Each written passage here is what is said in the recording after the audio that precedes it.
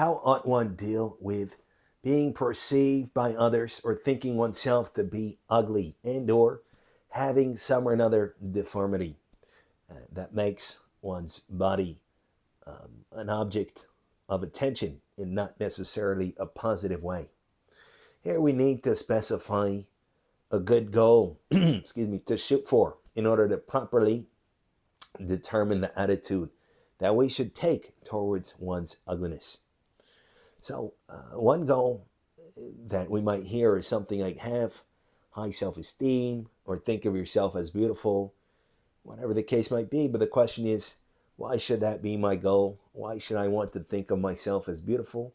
Why should I want to have high self esteem, even? It's not necessarily so clear. I want to feel good. That's clear enough.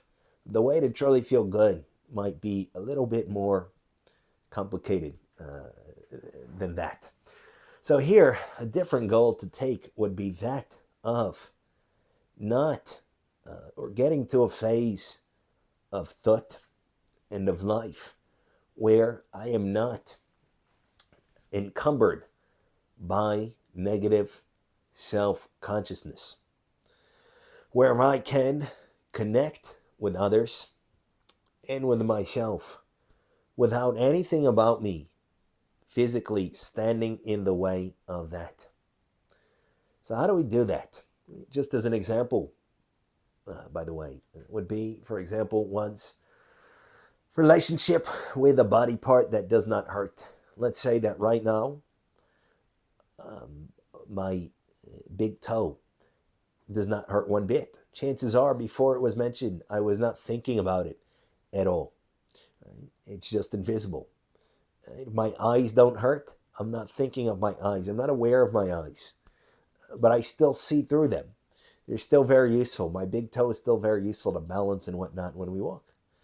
So I don't need to be conscious of my stomach, of my brain, of my eyes, of my ears in order for them to work and do their thing. And in fact, that's the ideal. I can and should be grateful for any body parts that I have that are not in pain and that work well. But at the same time, the goal is not to be walking around constantly thinking, oh, my eyes, my eyes, my eyes. Again, if my sight is restored, something that great. Be grateful, be thankful.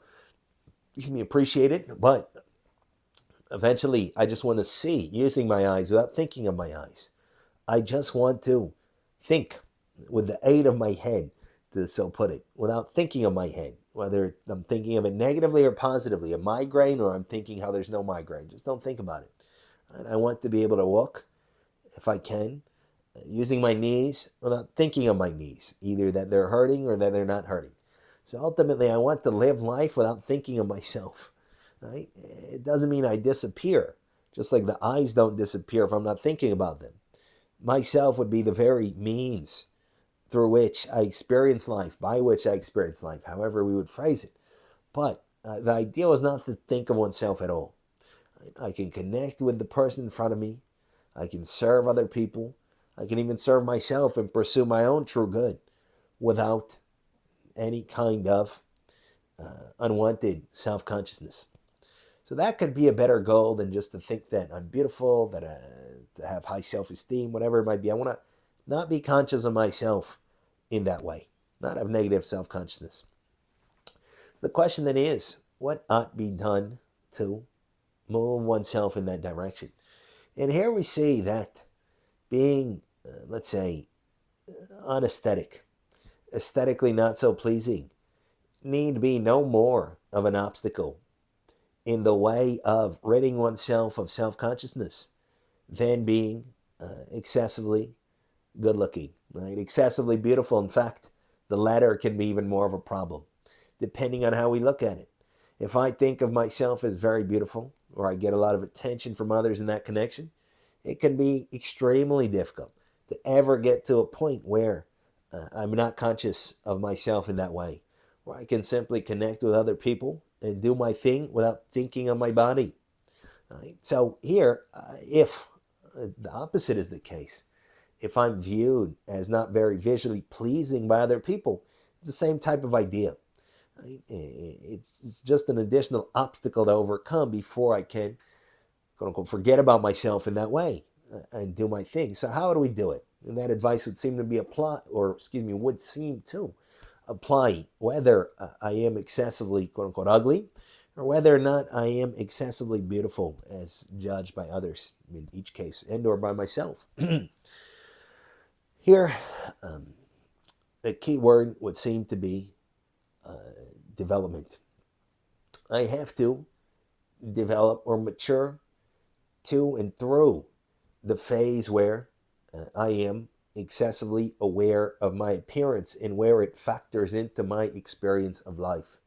It is perfectly natural and normal and probably necessary to, at least in the beginning, be very self-conscious of one's appearance in one's teens, pre-teens, earlier maybe a little later, whatever the case might be. Right? Initially, my whole life, my whole mind is in light of my body. It's in light of my ideas about my body. It's in light of my ideas about other people's ideas about my body. No problem. Necessary, normal, universal. However, if I stay there, that's where the problem would be. If my mind remains as empty at 20 as it was when I was 12, then it's a problem. And if I have no higher ideas and ideals and values at 30 than I had at 13, then it's a problem. And then, of course, it does follow that the highest idea in my mind would still be something such as my appearance, for better or for worse. I'm 30, right? And I'm still as centered on my face, whether or not it's considered very ugly, very beautiful, in between, whatever, as I was when I was, again, 13, 14, 15. That would be the problem. The problem would not be my face. The problem is my relationship to it, or body, and or body. Could be both. So here, again, the key would seem to be development and maturity. How do I develop and mature? Well, there's a bunch of broad means available to nearly anybody, or anybody that is able to be self-conscious about their face and body can use these means, should we say. Right? If I am in a comatose state, then I'm neither conscious of my face nor can I do anything else, but then it doesn't apply to me. So those means, one such mean would be to focus on what one is doing professionally and to view it as a means of service to others. Really lean into my job, whatever it might be, smaller, larger, and really focus on the good that I'm doing by way of that job. And if there's no such good, if my job consists out of scamming other people, for example, then I don't deserve thus far to be any less negatively self-conscious, to have quote-unquote high self-esteem or anything like that. Then I would be trying to cheat the system. I want to feel good by not being good. Doesn't work. I have to be at least potentially good, right? Or there has to be the possibility of being good and doing good for me to want to realistically feel good about myself. So quit scamming, quit doing blatantly antisocial and dishonest things. Find an occupation, some kind of activity, as simple as it might be, as complicated as it might be, where I can do some good for someone. Right? And that applies in more cases than we would think. I might be disabled and I can't work, but I can still view my disability, perhaps somebody cares for me. Right? I can view it as an opportunity for that person to be served by serving me. Right? I can't do anything. I'm physically and or intellectually disabled, but somebody is my caregiver. Somebody is my doctor, or oversees my medical treatment. Those people can be helped by helping me. So even there's that possibility. Right? But certainly if I can do something, I do it. I do it to the best of my abilities, and I try to focus on the good that is being done. That's one way to mature myself. Another way to mature myself is to learn something, right? Is to pick up a book, perhaps. Is to watch some educational videos. Try to make them high quality to my capacity, excuse me, where there are some other ideas in my head aside from my appearance to where I'm concerned about something more than what I look like. Now we have to be careful because here we can easily fall into the trap of replacing self-obsession with obsession over someone or something else, which is really the same thing. I just got a puppy and now I'm obsessed over my puppy in the same way that before I was obsessed over my face, over the fact that I don't think that I look good. The puppy has just replaced my face is the same kind of emotional dynamic.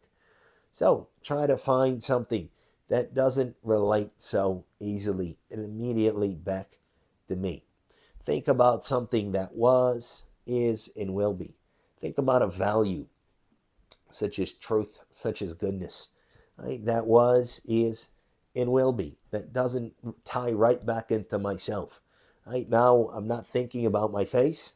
I don't like it, but I am thinking about the political cause. I'm going crazy and protesting and so forth. I've just replaced one for the other. I've just made a little swap here, but it's the same thing. Find something that is not so self-serving, right, and that I can focus on at my own kind of expense, so to say, at least as it concerns attention. So, to summarize, the question asked was, what should I do if I suppose myself to be, or I think that others think that I am, ugly or in some other way malformed or unsightly concerning my face, concerning my body, and or both? The answer given is that the problem is not something objective. People that are excessively beautiful are faced with the same problem. The problem is me, my mind, my lived experience. I want to get to a point where I'm not self-conscious, excuse me, in any sort of way.